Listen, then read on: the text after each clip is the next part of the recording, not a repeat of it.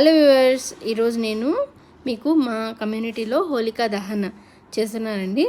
అక్కడికి వెళ్తున్నాము. ఇప్పుడు నేను మీకు చూపిస్తున్నాను. ఇదిగోండి, హోలికా దహన్కి ఇక్కడ మొత్తం అంతా అరేంజ్మెంట్స్ చేస్తున్నారనమాట. ఇక్కడ ఈ హోలికా దహన్లో మనకి ఏమేమి వేస్తారు అంటే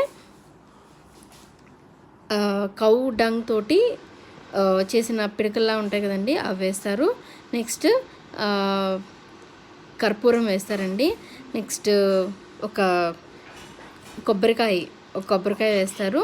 తర్వాత అవన్నీ వేసి ఇట్లా చుట్టూ అనమాట వాటర్లో కొంచెం పసుపు వేసి ఇలా చల్లుతారు.